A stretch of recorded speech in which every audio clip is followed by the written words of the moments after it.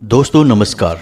वृश्चिक राशि वाले मेरे मित्रों, माता रानी आपकी हर मनोकामना पूरी करें, आपका साथ दें। दोस्तों, मकर संक्रांति के बाद अपने घर के इस कोने में चुपचाप दवा देना, यह एक चीज दोस्तों यकीन मानिए आपका भाग्य बदल जाएगा। पूरे एक महीने के लिए आपको केवल और केवल खुशखबरियां प्राप्त होंगी। आपके जीवन से हर परेशानी दूर हो जाएगी और सबसे बड़ी बात कि आप जिन लोगों और जिन चीज़ों से बेहद परेशान चल रहे हैं, उन लोगों की आपके सामने खड़े रहने की हिम्मत तक नहीं होगी। जी हाँ दोस्तों, आपका दुश्मन भी आपके सामने घुटने टेक देगा। मकर संक्रांति एक ऐसा पर्व है जो पूरे एक महीने के लिए होता है। अब आप ध्यान से समझिए, मकर संक्रांति तब कहते हैं जब सूर्य मकर राशि में प्रवेश करते हैं और पूरे 30 दिनों के लिए सूर्य मकर राशि में रहने वाले हैं। अब मकर राशि के स्वामी शनिदेव हैं। ऐसे में सूर्य जो कि शनिदेव के पिता हैं, वैसे तो शनिदेव से शत्रुता रखते हैं, लेकिन इस एक महीने के लिए शनिदेव के साथ मित्रता के भाव में आ जाते हैं। यानी यह एक बेहद ही चमत्कारी योग बनता है और इसका विशेष लाभ आपकी राशि के जातकों को होने जा रहा है। अब ऐसे में इस विशेष योग और विशेष मौके का आपको पूरा लाभ ले लेना चाहिए और कुछ छोटे छोटे जरूरी उपाय हैं जिन्हें आपको करना चाहिए। दोस्तों याद रखना कि आपके जीवन में कामयाबी केवल आपकी मेहनत से हासिल नहीं होगी, आपको कुछ न कुछ विशेष उपाय अवश्य लगातार करते रहने पड़ेंगे। क्योंकि दोस्तों आपके साथ समस्या यह है कि आप जैसे जैसे जीवन में आगे बढ़ते हैं, आपके जीवन में नकारात्मक ऊर्जा आपको लगातार घेरती रहती है। अब इसमें आपकी कोई गलती नहीं है, आप बेहद ही साफ स्वच्छ और पवित्र हृदय के इंसान हैं। लेकिन दोस्तों याद रखना, चादर जितनी सफेद होती है, दाग उतनी ही जल्दी उसमें लग जाता है, दिखाई भी देता है। तो ठीक इसी प्रकार आपकी शुद्ध सकारात्मक ऊर्जा जो आपके मन में वास करती है, वह बड़ी ही जल्दी दूषित भी हो जाती है, क्योंकि आसपास नकारात्मक ऊर्जा का वातावरण हमेशा बना ही रहता है। तो इसीलिए हम आपसे कह रहे हैं कि मकर संक्रांति केवल एक दिन का पर्व नहीं है, यह पूरे एक महीने तक लाभ देने वाला एक विशेष ग्रह योग है। अब आप इसके महत्व को समझ जाइए और कुछ जरूरी उपाय जो हम आपको बता रहे हैं उन्हें कर लीजिए।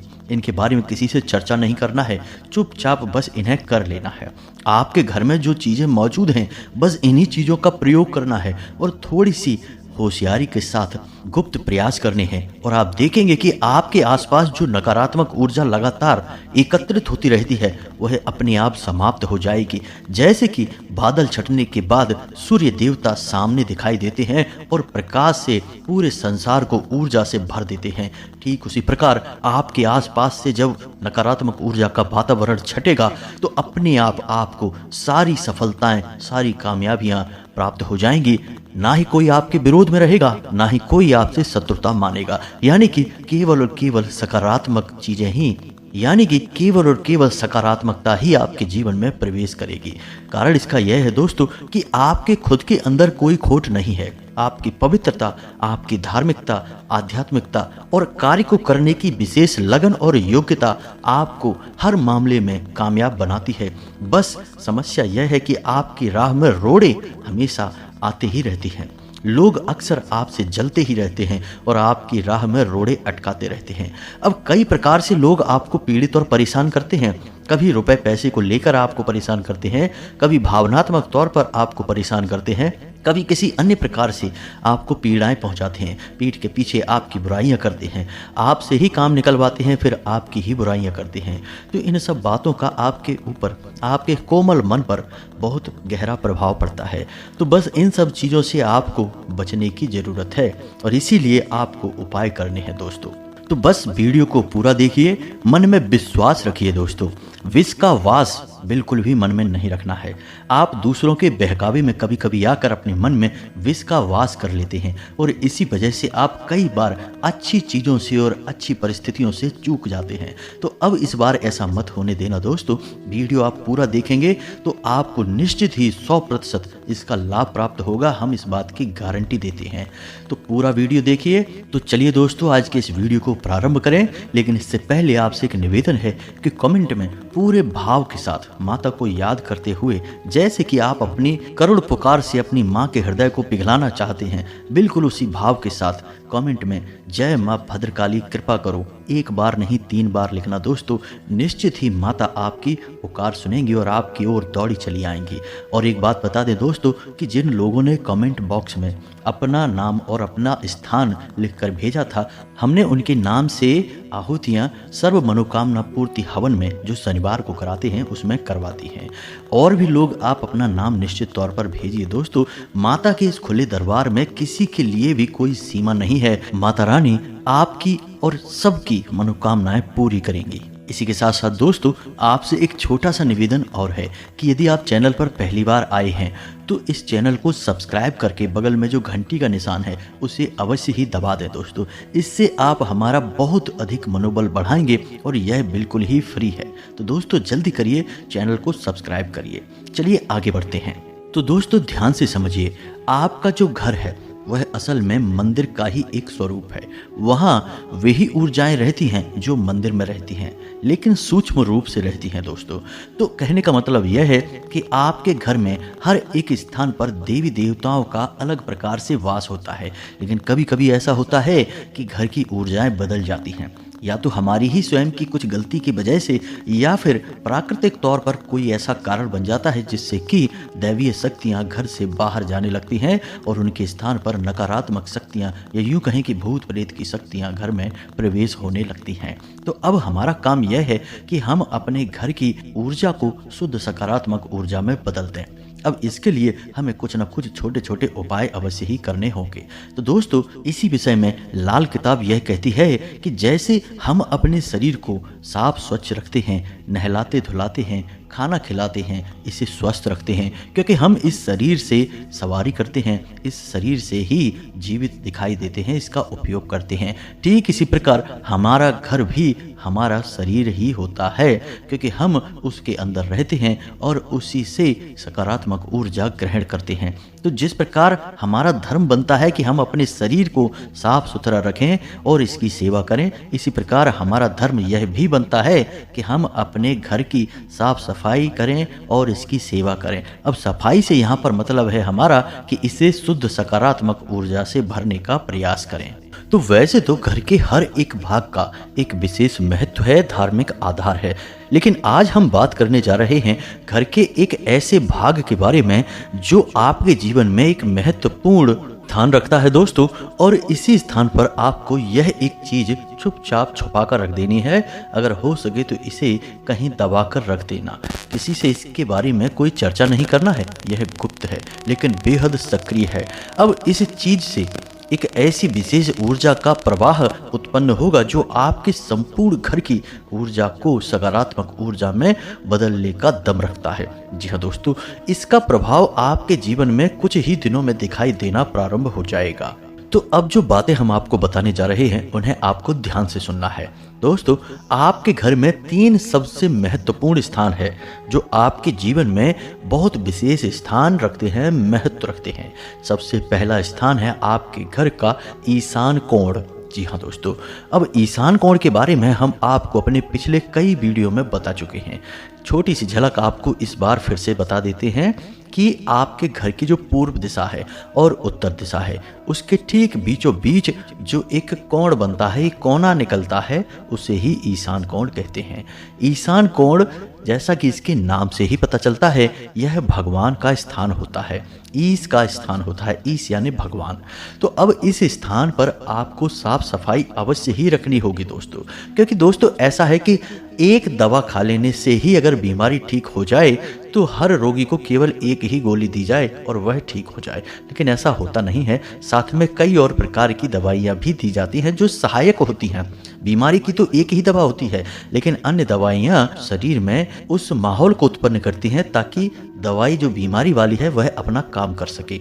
ठीक इसी प्रकार यह जो चीज़ है जिसके बारे में हम आपको बताने जा रहे हैं, इससे पहले आपको यह जरूरी बातें बता दें कि कुछ छोटे छोटे सुधार आपको अपने घर के अन्य स्थानों पर भी करने होंगे, तभी इस चीज का पूरा प्रभाव आपको दिखाई देगा। तो अब आप ध्यान से समझिए, ईशान कोण को आपको साफ सुथरा रखना है। यहाँ पर कोई भारी सामान नहीं रखना है और हो सके तो शाम के समय एक दीपक इस स्थान पर अवश्य जलाएं और हरे पेड़ पौधे आप यहाँ पर लगा सकते हैं। जी हाँ दोस्तों, आप चाहें तो यहाँ केले का पौधा लगा सकते हैं। प्रकाश की पर्याप्त व्यवस्था करें। अगर इस स्थान पर आपका कोई कमरा है जहां आप कोई हरियाली वाला पौधा नहीं लगा सकते हैं, तो फिर आप यहां पर हरे भरे पौधों वाली कोई फोटो या तस्वीर लगा दें। जी हाँ दोस्तों, अब याद रखना कि यह भगवान का कोना अवश्य है, लेकिन इस कोने में आपको भगवान की कोई फोटो या तस्वीर या कोई मूर्ति नहीं रखनी है, क्योंकि यह आपका पूजा का स्थान नहीं है। भगवान की फोटो या तस्वीर केवल पूजा वाले स्थान पर ही रखी जाती हैं। तो इस स्थान पर आप हरे भरे पौधों वाली कोई एक तस्वीर, सीनरी वगैरह आप लगा दें। अब इस स्थान के छत पर, यानी कि आपकी छत पर जो ईशान कोण बन रहा है, वहाँ पर आप हरे भरे पौधे लगा सकते हैं। केले का पौधा लगा सकते हैं, आप चाहें तो समी पत्र का पौधा लगा सकते हैं, या फिर आप बेल पत्र का पौधा भी लगा सकते हैं। तीनों पौधे अत्यंत धार्मिक महत्व वाले हैं, पवित्र हैं। तुलसी का पौधा आपको यहाँ नहीं लगाना है। यह कोण भगवान भोलेनाथ को समर्पित है और तुलसी को भगवान भोलेनाथ से दूर ही रखा जाता है। जी हाँ दोस्तों, यह शास्त्रों में विधान मिलता है। तो अब आपको तुलसी को कहाँ रखना है, यह तो हो गया आपके ईशान कोण का। इसे आपको साफ रखना है और इसे आपको जितना हो सके हल्का रखना है। कोई भारी सामान न रखें, जूते चप्पल वगैरह न रखें और प्रकाश की भरपूर व्यवस्था रखें। चाहे दिन हो चाहे रात हो, यहाँ एक बल्ब अवश्य जलना चाहिए, अंधेरा नहीं होना चाहिए। जी हाँ दोस्तों, अब ब्रह्म स्थान की बात करते हैं, जो आपके घर का केंद्र है, आंगन है और ठीक बीचों बीच में है। यहाँ पर तुलसी का पौधा अवश्य होना ही चाहिए, हर हालत में होना चाहिए। दोस्तों, ब्रह्म स्थान में यदि तुलसी का पौधा स्थापित किया जाता है तो उस घर में हमेशा ईश्वर का वास रहता है। जी हाँ दोस्तों, भगवान ऐसे घर को कभी छोड़कर नहीं जाते किसी भी हालत में। तो आप यहाँ पर तुलसी का पौधा स्थापित करें, यदि है तो ठीक है, नहीं है तो अवश्य करें। अब ब्रह्म स्थान पर भी आपको देखना है कि कोई गड्ढा ना हो, कोई गहरा स्थान ना हो, कोई भारी सामान ना रखा हो, जूते चप्पल वगैरह ना रखे जाते हों, और इसी के साथ साथ दोस्तों किसी भी प्रकार की कोई गंदगी, मकड़ी के जाले वगैरह ना लगें। यह पवित्र स्थान है, ब्रह्म यानी ईश्वर। तो यह भी स्थान ऐसा है जो ईश्वर को समर्पित है, ब्रह्मा को समर्पित है। जी हाँ दोस्तों, तो अब दो स्थानों की बात हो गई, इनको आपको विशेष ख्याल रखना है। अब बात करते हैं तीसरे स्थान की, जो कि अत्यंत महत्वपूर्ण है, लेकिन इसके बारे में सबसे कम बात की जाती है। लोग इसके बारे में पता नहीं क्यों बात करने से बचते हैं, लेकिन हम आपको बता दें, यह स्थान है आपका बेडरूम। जी हाँ दोस्तों, जहां आप सोते हैं। लोग इसके बारे में छोटी मोटी बातें करके ही बच निकलते हैं, लेकिन इस बेडरूम से आपका गहरा नाता है। अब आप विचार करके देखिए, आपके दिन का सबसे बड़ा समय जो आप घर में बिताते हैं, उसमें सबसे बड़ा भाग आपके बेडरूम में ही बीतता है। दिन आप चाहे जहां बिताएं, लेकिन रात्रि आपकी बेडरूम में बीतती है, जहां आप सोते हैं। और जब आप सोते हैं उस वक्त आप कहां होते हैं? उस वक्त आप गहरी निंद्रा में जाते हैं। और निंद्रा में जब स्वप्न आते हैं तो वह क्या है? स्वप्न में आपका जो सूक्ष्म शरीर है वह स्थूल शरीर से बाहर निकलकर अलग अलग लोकों की यात्रा में जाता है। तभी तो हमें विचित्र दृश्य सपने में दिखाई देते हैं। कभी हमें अपने पुरखे पूर्वज दिखाई देते हैं और कभी कभी स्वयं भगवान के भी दर्शन स्वप्न के माध्यम से हो जाते हैं। अब ऐसा इसीलिए तो होता है दोस्तों, क्योंकि यह सब हमारे सूक्ष्म शरीर के बस की बात है। हमारा जो स्थूल शरीर है, जो भौतिक शरीर है, उस शरीर के बस की बात नहीं है। तो वह शरीर जब निंद्रा में जाता है तब हमारा सूक्ष्म शरीर इससे बाहर निकलता है। अब सोचो कि यह सब पवित्र क्रियाएं किस समय हो रही हैं और कहाँ हो रही हैं? आपके बेडरूम में, यानी आपके शयन कक्ष में। तो आपका शयन कक्ष एक पवित्र स्थान हुआ कि नहीं? लेकिन लोग इसके बारे में बात नहीं करना चाहते हैं। अब आप ध्यान से समझिए, शयन कक्ष में किसी भी हालत में गंदगी नहीं होनी चाहिए। रात्रि के समय जूठे बर्तन नहीं होने चाहिए। जूते चप्पल वगैरह आपके शयन कक्ष में किसी भी हालत में नहीं होने चाहिए। लोगों की आदत है कि अक्सर अपने बेड के नज़दीक ही अपने जूते चप्पल उतार देते हैं। सबसे महत्वपूर्ण बात दोस्तों कि शयन कक्ष में मकड़ी के जाले किसी भी हालत में नहीं लगने चाहिए। जी हाँ दोस्तों, यह दरिद्रता को आकर्षित करता है। और एक महत्वपूर्ण बात दोस्तों कि आप जिस बिस्तर पर सोते हैं उस बिस्तर की चादर और तकिए के कवर वगैरह बिल्कुल भी गंदे नहीं होने चाहिए, फटे पुराने नहीं होने चाहिए। दोस्तों, तो इन बातों का आपको ख्याल रखना है। और एक बात कि आपके बेडरूम में झाड़ू नहीं होनी चाहिए। लोग अक्सर अपने बेड के नीचे झाड़ू छुपा कर रखते हैं। तो बेडरूम में झाड़ू नहीं रखनी है। साथ ही साथ दोस्तों किसी भी देवी या देवता की तस्वीर या फोटो भी बेडरूम में नहीं होनी चाहिए। यह तो हम अपने पिछले कई वीडियो में भी आपको बता चुके हैं कि देवी देवताओं की जो तस्वीरें हैं वे सजावटी सामान नहीं हैं, वे धार्मिक महत्व रखते हैं। हमारे देवी देवता हैं, पूजनीय हैं, तो उनका स्थान पूजा की अलमारी में या पूजा के घर में होता है। हर जगह उन्हें हम नहीं प्रयोग कर सकते हैं। यदि हम ऐसा करते हैं तो हम अपने लिए अनिष्ट को दावत देते हैं, दुर्भाग्य को दावत देते हैं। फिर हम कहते रहें कि हम तो खूब पूजा पाठ करते हैं, तब भी पता नहीं क्यों भगवान की कृपा हमें प्राप्त नहीं होती है। तो दोस्तों छोटे छोटे विधान हैं जो हम भूल जाते हैं और फिर हमें उसकी कीमत तो चुकानी ही पड़ेगी। क्रिया के खिलाफ प्रतिक्रिया तो होकर ही रहेगी दोस्तों। अब हम आपको एक ऐसी बात बताएंगे दोस्तों जो आपके बेडरूम से जुड़ी है और शायद इस पर आपको यकीन ही ना हो। दोस्तों कभी कभी शत्रु हमारे घर में ही छुपे होते हैं, बाहर से शत्रु के लाने की कोई आवश्यकता नहीं होती है। तो ऐसी स्थिति में जब घर का ही आदमी आपके ऊपर किसी प्रकार का वशीकरण या कोई अन्य तांत्रिक क्रिया या गुप्त क्रिया करवाना चाहता है तो वह क्रिया आपके बेडरूम में ही की जाती है। यकीन मानिए कि आपके बेडरूम में कोई ना कोई एक ऐसी चीज़ छुपा कर रख दी जाएगी, चाहे वह आपके बेड के नज़दीक होगी, बेड के आसपास होगी, या फिर किसी ऐसे कोने में जो राहु का कोना है या शनि का कोना है या फिर जो शुक्र का कोना है। इन स्थानों पर इन चीज़ों को रखवा दिया जाता है। फिर इनका प्रभाव बुद्धि पर होता है और धीरे धीरे इंसान बर्बाद हो जाता है। अब आपको लग सकता है कि घर में हमारा कौन दुश्मन है, क्यों कोई हमारे साथ ऐसा करेगा घर में। लेकिन दोस्तों आप यकीन मानिए सबसे बड़े दुश्मन तो घर में ही छुपे होते हैं। रावण के सबसे बड़े दुश्मन कौन थे? राम और लक्ष्मण नहीं, विभीषण। और इसी प्रकार पांडवों का सबसे बड़ा शत्रु कौन था? कोई बाहर से नहीं आया था, उनके ही भाई थे कौरव। जी हाँ दोस्तों, तो आप समझिए कि शत्रु कहीं से भी हो सकता है और शत्रु केवल जलन के भाव से उत्पन्न होते हैं। तो यह तो एक बात हो गई दोस्तों जो हमने आपको बताई है कि बेडरूम का महत्व क्या है और किस तरह से इसको प्रयोग किया जा सकता है। तो इसी प्रकार दोस्तों आप इसका प्रयोग अपने सौभाग्य के निर्माण के लिए भी कर सकते हैं।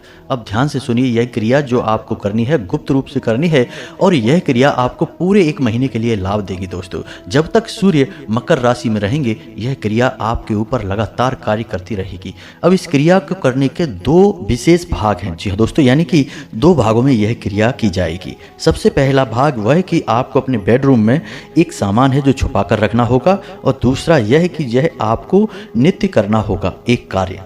अब ध्यान से सुनिए जो हम आपको बता रहे हैं। आपको शनिवार के दिन एक काले रंग का कपड़ा लेना है।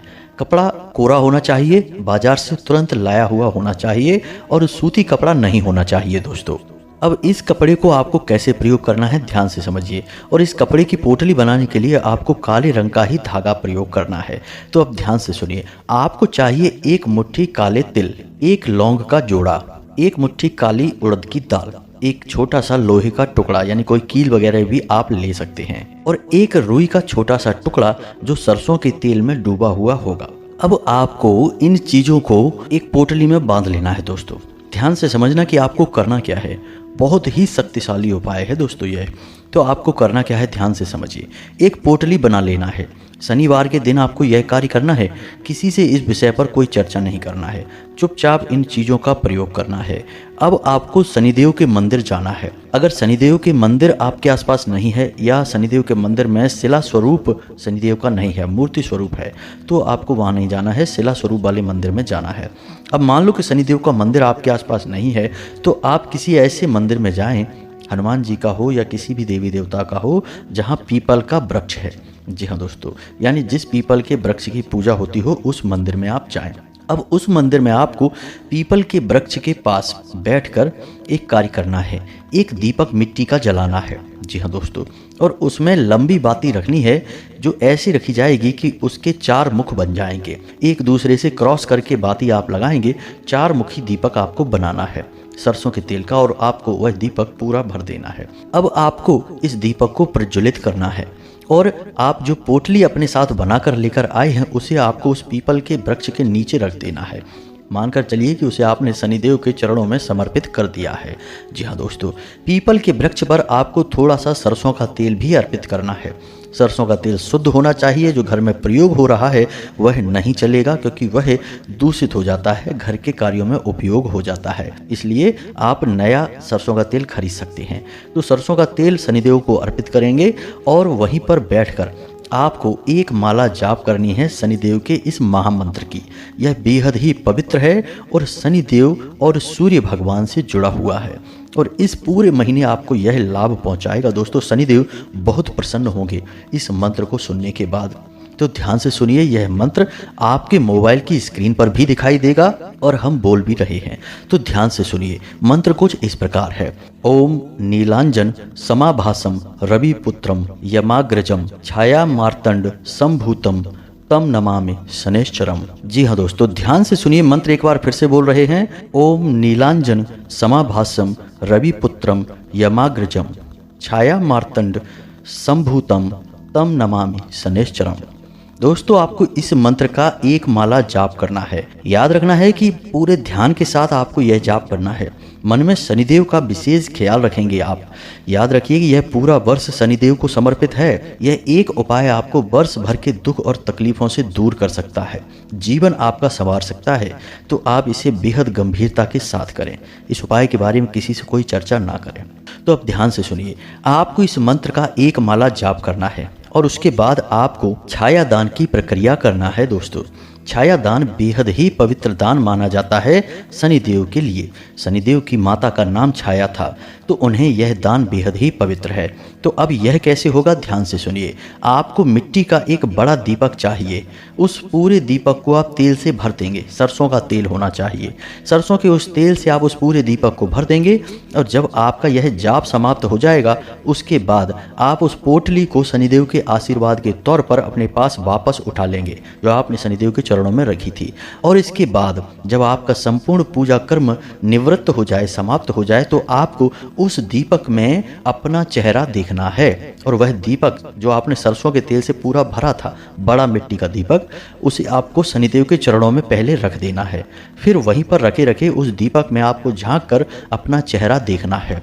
जब आप अपना चेहरा वहां देख लेंगे तो थोड़ी देर आपको उसे देखते रहना है और उसके बाद आपको पीछे हटना है और हाथ जोड़कर शनिदेव को कहना है कि हे शनि महाराज, हमने अपनी छाया आपको दान कर दी है। इस प्रकार आपको केवल एक बार यह कहना है और सीधे अपने घर वापस चले आना है। ध्यान रखना है कि ऐसे में आपको पीछे मुड़कर नहीं देखना है, किसी से कोई बात नहीं करनी है, चुपचाप अपने घर में प्रवेश कर जाना है।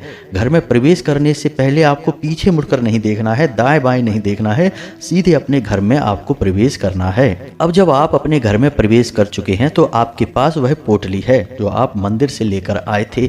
उसे आप छुपाकर अपनी जेब में रखे रहें, किसी को बताएं नहीं, दिखाएं नहीं। फिर सीधे बाथरूम में जाकर अपना मुंह और हाथ धोएं। जी हाँ दोस्तों, यह आपको करना अनिवार्य है। अब इतना करने के बाद आपको जो पोटली आप लेकर आए थे उसे अपने बेडरूम में लेकर जाना है और अपने बेडरूम में आपको पश्चिमी दीवार पर, आपके बेडरूम की जो पश्चिमी दीवार है, उस दीवार पर किसी ऐसे स्थान पर आपको यह छुपा कर रखनी है पोटली जो किसी को दिखाई ना दे। जी हाँ दोस्तों, किसी सामान के बीच में आप दबा कर रख दें और पूरे 1 महीने तक यह पोटली वहीं रखी रहेगी। जी हाँ दोस्तों, जब तक कि सूर्य मकर राशि में रहेंगे यह पोटली वहीं रखी रहेगी। इसे आपको हटाना नहीं है, किसी को दिखाना नहीं है, इसे आपको छुपा कर रखना है। कोशिश करें कि कोई इसे देख ना पाए। तो यह तो हो गया पहला चरण इस उपाय का। अब दूसरा चरण कि जैसे ही आप इस उपाय को करेंगे, यानी रात्रि के समय यह उपाय होगा शनिवार को, तो अगले दिन रविवार को आप सूर्य देव को जल अर्पित करेंगे। याद रखना कि सूर्योदय होने के 10 मिनट के अंदर अंदर सूर्य देव को जल अर्पित करना सर्वोत्तम माना जाता है। तो आप सूर्य देव को जल अर्पित करेंगे और जब सूर्य देव को जल अर्पित करेंगे तो उस जल में भी आप काले तिल और थोड़ा सा कुछ मीठा यानी गुड़ मिला सकते हैं। और जब आप जल अर्पित करेंगे तो उस समय आपको यह मंत्र बोलना है, ओम घृणी सूर्याय नमः। जी हाँ दोस्तों, 11 बार कम से कम आपको यह मंत्र बोलना है। जब आप सूर्यदेव को जल अर्पित करें तो अपने सिर पर कोई कपड़ा अवश्य डालकर रखें, अपने सिर को खुला ना रखें और नंगे पैर ही सूर्यदेव को जल अर्पित करें, जूते चप्पल पहनकर ना करें। बस इन छोटी छोटी बातों का आपको ध्यान रखना है। अब लगातार आपको पूरे 1 महीने तक सूर्यदेव को जल अर्पित करना होगा। यह करना ही पड़ेगा आपको, तभी आपको पूरे लाभ प्राप्त होंगे। यह इतना चमत्कारी और शक्तिशाली उपाय है दोस्तों कि जिसने इन 2 चरणों में इस उपाय को कर लिया उसका उद्धार निश्चित है। यह महीना पूरा आपके लिए क्रांतिकारी साबित होगा, हम इस बात की गारंटी देते हैं। बस पूरे विधि विधान से आप इस उपाय को कर लेना एक बार हमारे कहने से बस। तो उम्मीद है कि जो जानकारी हमने आपको दी है उसे आपने अच्छी तरह से समझ लिया है और उसे आप अपने जीवन में जरूर आजमाएंगे दोस्तों। निश्चित तौर पर आजमाइए दोस्तों, आपको यह उपाय अवश्य ही कार्य करेगा, हमारी गारंटी है यह। तो इसी के साथ साथ आज के इस वीडियो को विराम देते हैं। यदि कोई प्रश्न आपके मन में आता है तो आप कमेंट करके पूछें, हम आपके प्रश्नों के जवाब देने की पूरी कोशिश करेंगे। कमेंट में पूरे भक्ति भाव के साथ जय मां भद्रकाली कृपा करो अवश्य लिखना, जय शनिदेव कृपा करो अवश्य लिखना। माता भद्रकाली और शनिदेव आपको निश्चित तौर पर सौभाग्य प्रदान करेंगे। मिलते हैं अगले ज्ञानवर्धक वीडियो में, तब तक के लिए धन्यवाद। जय माता की।